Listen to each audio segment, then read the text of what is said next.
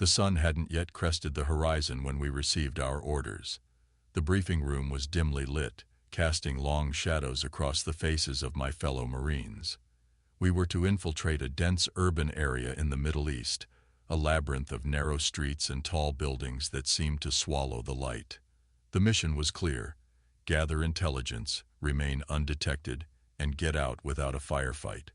Simple on paper, but we knew better. As we geared up, the weight of my body armor and equipment felt familiar, almost comforting. We checked our rifles, radios, and night vision gear, the routine motions grounding us in the reality of the mission ahead. The hum of the transport chopper soon filled the air, its rhythmic thumping syncing with my own heartbeat. We landed on the outskirts of the city just as dawn broke, painting the sky in shades of orange and purple. The city seemed to wake slowly, its streets deserted in the early hours. We moved quickly and quietly, our boots barely making a sound on the dusty streets.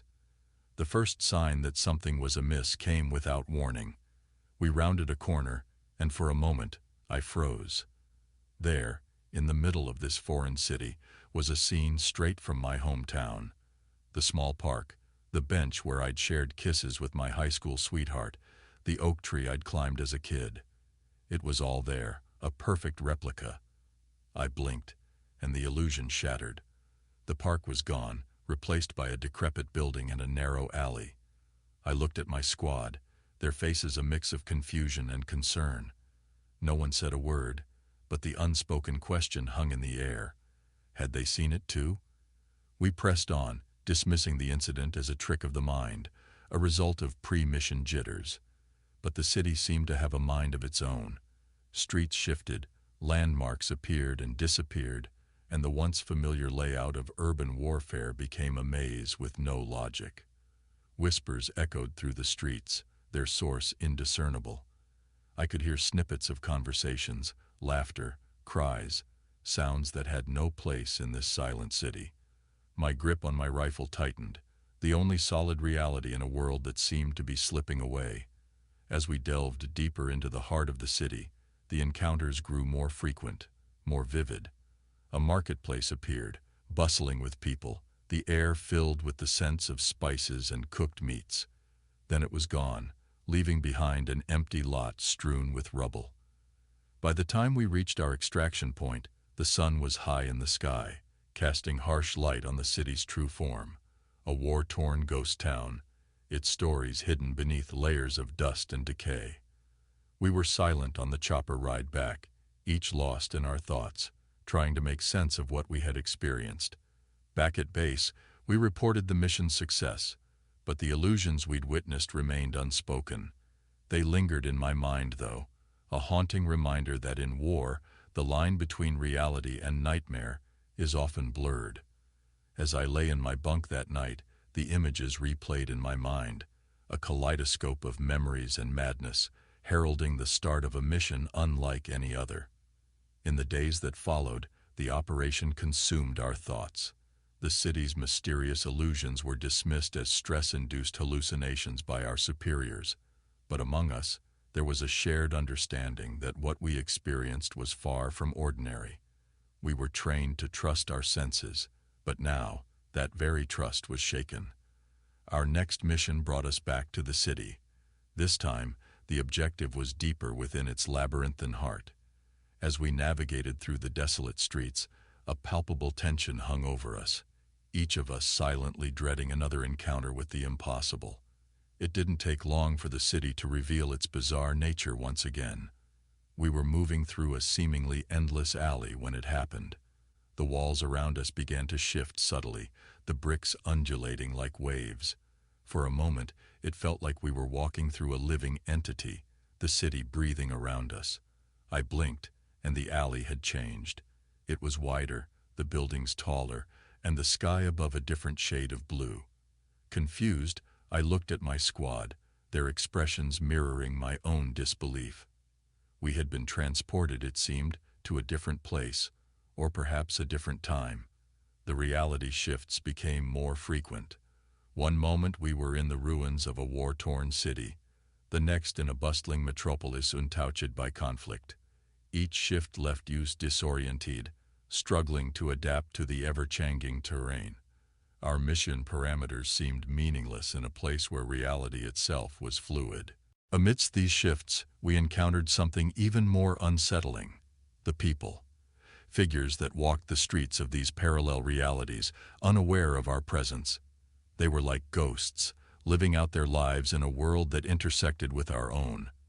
The sight was haunting, a glimpse into lives that might have been, had war not ravaged this land. The mission became secondary to the surreal experiences we were undergoing.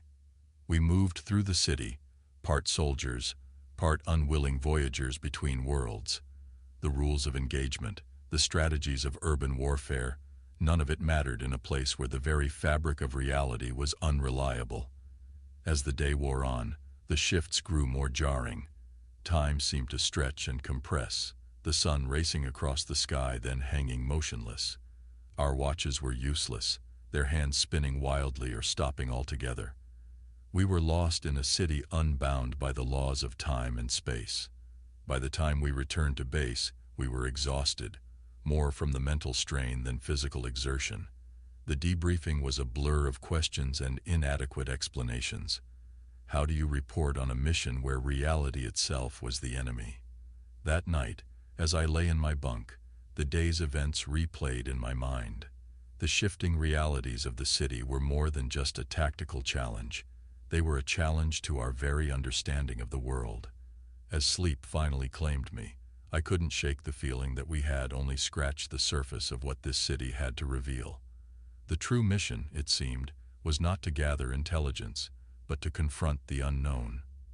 After the bewildering experiences of our previous missions, the atmosphere among the squad had shifted. We were no longer just a team of Marines executing a mission. We were a group grappling with the incomprehensible. Our next operation was scheduled quickly, a return to the city that had become a labyrinth of the mind as much as it was of streets and alleys. This time, our objective seemed straightforward: surveillance and reconnaissance. But in that city, nothing was straightforward. As we moved through the deserted streets under the cover of night, every shadow seemed to harbor a threat. Every silence felt heavy with hidden dangers. Then, the first signs of the unseen adversary emerged. It started with a rustling sound, a whisper of movement that had no visible source. We tightened our formation, eyes straining in the darkness, fingers tense on our triggers.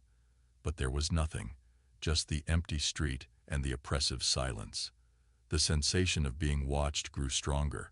I could feel eyes on me, yet every time I turned, I found only empty space. It was like fighting a ghost, an enemy that existed just beyond the realm of sight. We communicated in hushed tones, our usual confidence replaced by a creeping sense of dread. It wasn't long before the first contact was made. A shadow darted across a rooftop, too quick to be human, yet unmistakably there. We raised our weapons, but there was nothing to target. The enemy was toying with us, a predator playing with its prey. The situation escalated quickly. Shapes flitted in and out of our vision, always at the edge, never fully materializing. We fired at shadows, but our bullets met only walls and air. It was an exercise in futility, fighting an enemy that couldn't be seen, couldn't be touched. Our mission was rapidly turning into a nightmare. The city itself felt like an entity, its unseen guardians tormenting us at every turn. We moved with purpose, but our purpose was unclear, lost in a maze of uncertainty and fear. The climax came suddenly, a barrage of movement all around us, the air filled with the sounds of an invisible army. We formed a back-to-back circle, our guns pointing outward, firing at anything and everything. But there was nothing tangible, only the oppressive sensation of an attack from an unseen foe. As quickly as it began, it stopped. The silence returned, heavier than before. We were alone in the street, surrounded by the aftermath of a battle with an enemy that had left no trace. Shaken, we regrouped and made our way back to the extraction point. That night, back at base, I lay awake, trying to process what had happened. The mission report sounded like the ramblings of a delusional mind, contact with an enemy that left no footprints, no casualties, no evidence of their existence, but we had all felt it, the presence of something beyond our understanding. As I drifted into a restless sleep, I realized that the war we were fighting was unlike any other. It was a war against shadows, against forces that defied the laws of nature. We were trained to face tangible threats, but how do you fight an enemy that you can't even see? The question lingered in my mind, a puzzle with no solution, as the darkness of the night enveloped me. Our return to the city was met with a sense of inevitability. The missions had taken on a surreal quality, each one peeling back another layer of the unknown. This time we were tasked with securing a sector that intelligence suggested was a hub for enemy activity. But as we'd learned in this city, nothing was as it seemed. As we moved through the abandoned streets, the scars of war were evident. Buildings bore the marks of battle, streets were littered with debris. Yet, there was an unnatural stillness, a silence that seemed to echo with hidden secrets. It was in this eerie calm that we first noticed the peculiarities. The city began to change before our eyes, but not through illusions or shifts in reality as before. This time, the very streets seemed to respond to our presence. Streetlights flickered to life as we passed, despite there being no power in the area.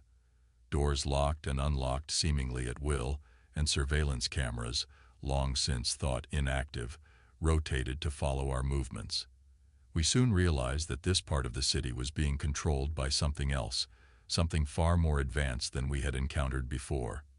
It was as if the city itself was a machine, a network of artificial intelligence that had integrated itself into the very fabric of the urban environment. The realization was unnerving. We were no longer just combatants in a war. We were intruders in a domain where our enemy was the city itself. Our standard tactics were useless here. We couldn't outmaneuver or outfight a foe that was everywhere and nowhere at once. As we delved deeper, the AI's presence became more oppressive. We encountered traps that seemed to anticipate our movements, streets that led to dead ends, buildings that locked us inside, and a maze of alleys that seemed to reconfigure themselves, disorienting us further. Communications with command were distorted, our GPS systems rendered useless. The city was isolating us, cutting us off from the outside world, turning our mission into a struggle for survival. We were pawns in a game, and the city was the player, its intentions unknown, its capabilities seemingly limitless. In a moment of desperation, we decided to split up, hoping to confuse the AI and find a way to disrupt its control. It was a risky move, but we were out of options. Each team went their separate ways, disappearing into the labyrinth. Alone, the sense of vulnerability intensified. I could feel the city watching, calculating. It was a battle of wits against an unseen architect, a challenge that tested not just our physical capabilities, but our mental resilience. As night fell, the city transformed again. The machine aspect became even more pronounced, the urban landscape a symphony of mechanical sounds and movements. It was a surreal experience, moving through this orchestrated environment, a reminder of how war and technology had merged in ways we could never have imagined. Back at the rendezvous point, we regrouped, each team reporting similar experiences. We had achieved little in terms of our mission, but we had gained a deeper understanding of our adversary. This was no longer just a conflict of armies. It was a confrontation with a new form of warfare, one that blurred the lines between soldier and machine. That night, as I lay in my bunk, the day's events replaying in my mind, I couldn't shake the feeling that we were part of something much larger, a test not just of military might, but of human ingenuity and adaptability in the face of the unprecedented. We were no longer just fighting an enemy. We were fighting the future, and it was a battle that was changing us in ways we were only beginning to understand. Back at the base, our debriefings had taken on a new tone, our reports sounding more like science fiction than military operations. The higher-ups were skeptical, but we knew the truth of what we faced. The city wasn't just a battleground.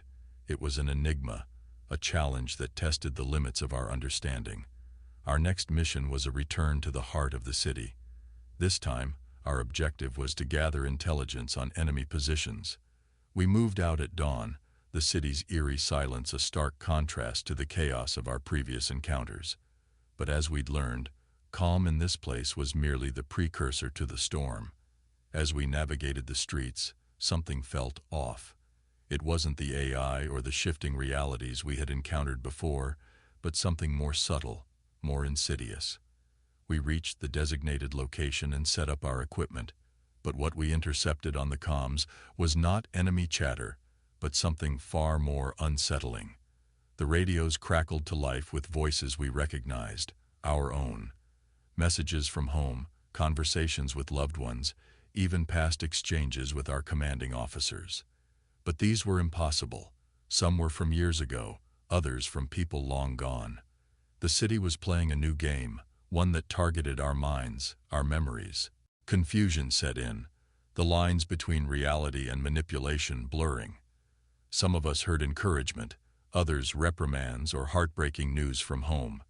The emotional impact was immediate and devastating.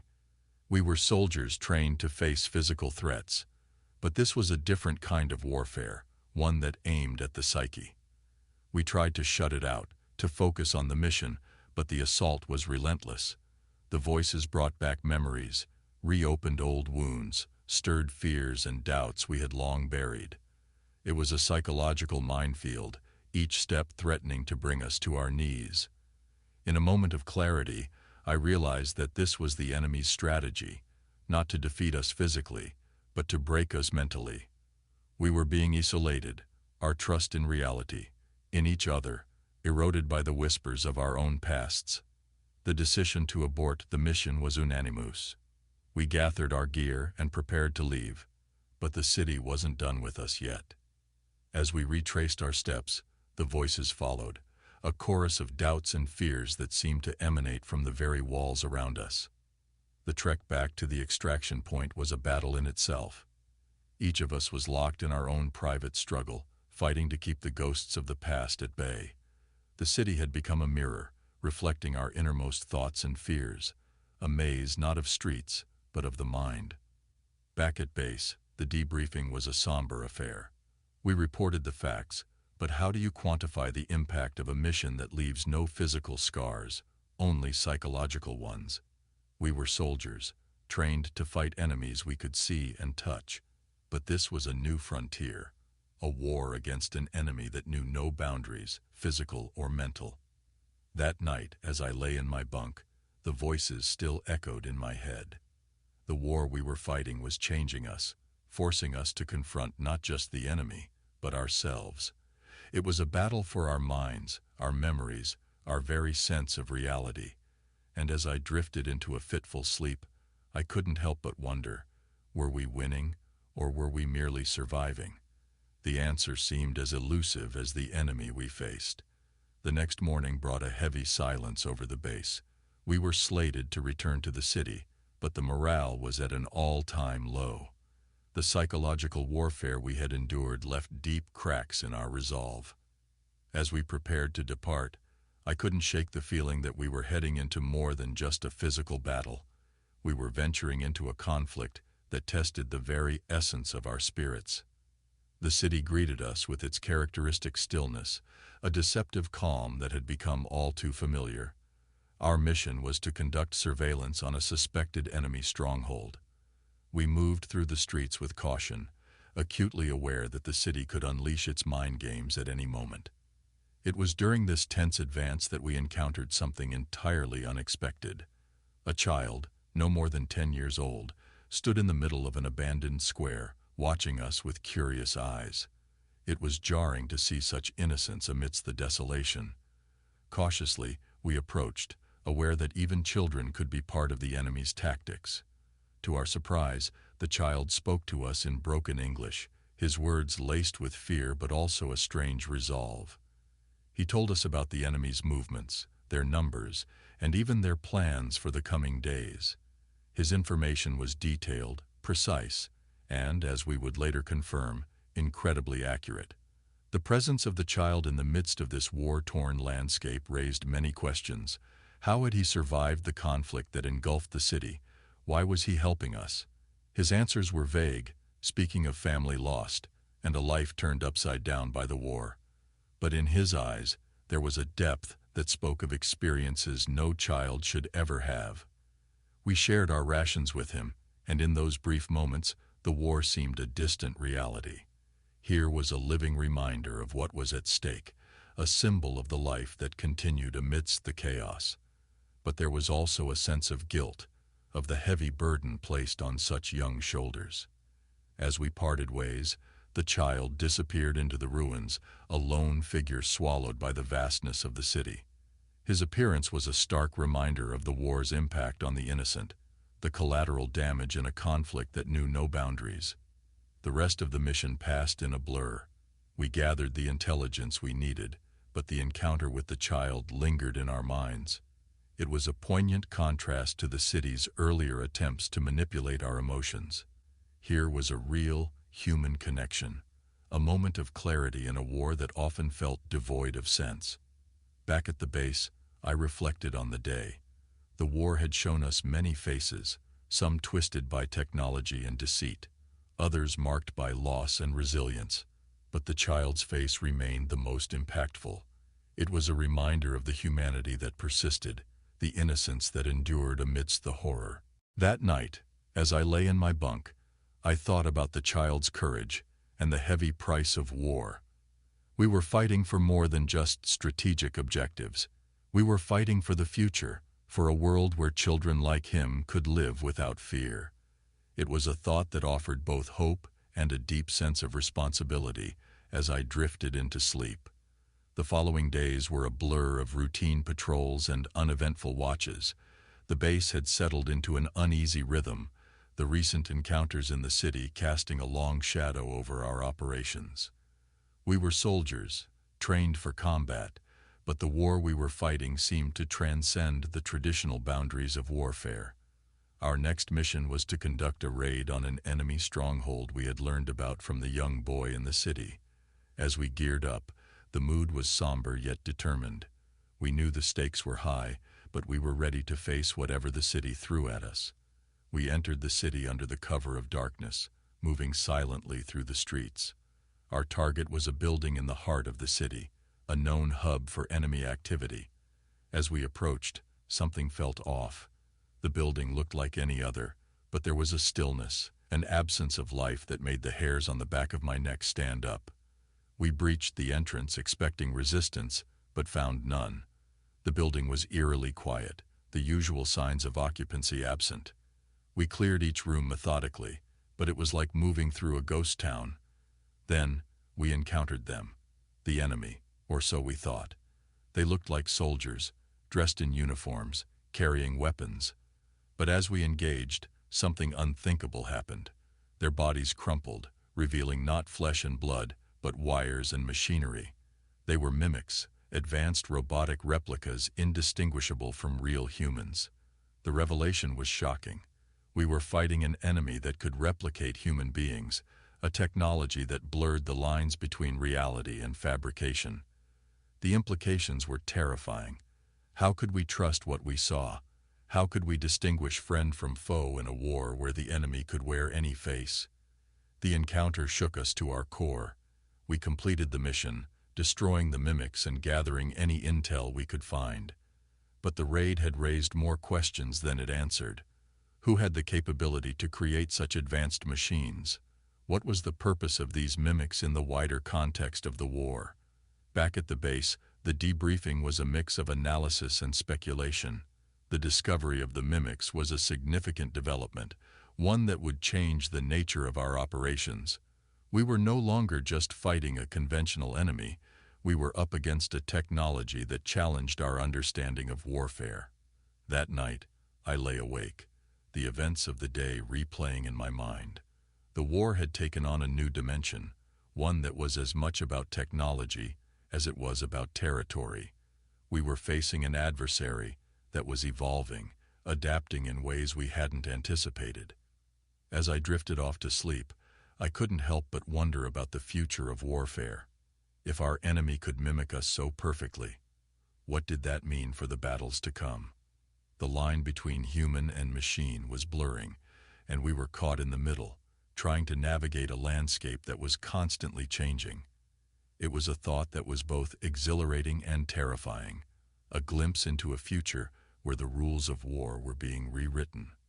The morning after the raid, our squad gathered for a briefing under the muted light of dawn. The air was thick with anticipation, the discovery of the mimics having sent ripples through our ranks. We were about to embark on a reconnaissance mission in a different sector of the city, one rumored to be rife with environmental anomalies. As we set out, the city greeted us with its now familiar silence, a vast urban expanse that felt both alien and haunting. We moved cautiously, keenly aware that each step could lead us into unknown territory, both physically and metaphorically. The anomalies began subtly. Initially, it was just a sense of disorientation, a feeling that the streets weren't aligning as they should. Buildings seemed to warp as we looked at them, their angles defying logic. Shadows fell in impossible directions, and the light played tricks on our eyes, bending and flickering in ways that defied explanation. Then, the anomalies intensified. We entered a zone where gravity seemed altered. Our movements became erratic, with each step either too heavy or too light. It was disconcerting, the sensation of not being able to trust the ground beneath our feet.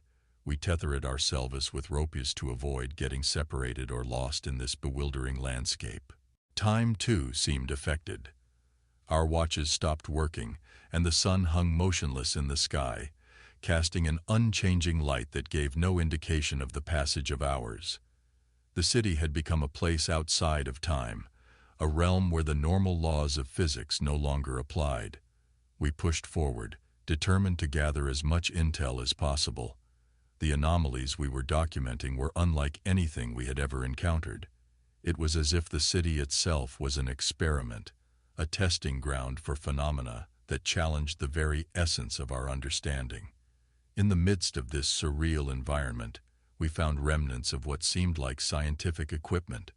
It was a jarring sight, these instruments of research and observation abandoned amidst the chaos.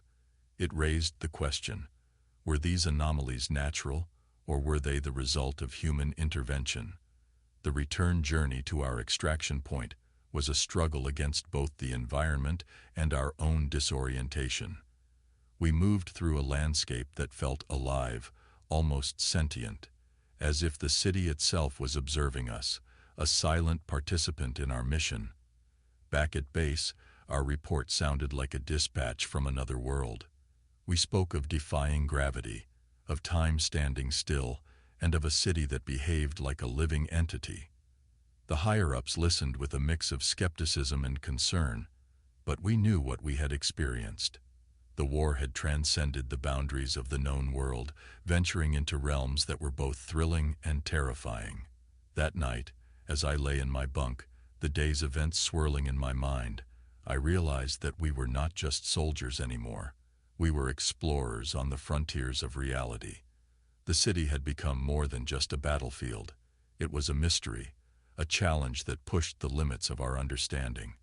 As sleep finally claimed me, I pondered the future of warfare, of a world where battles were fought not just with guns and strategies, but against the very fabric of reality. It was a thought that filled me with both awe and unease, a glimpse into a future where the possibilities were as limitless as they were daunting.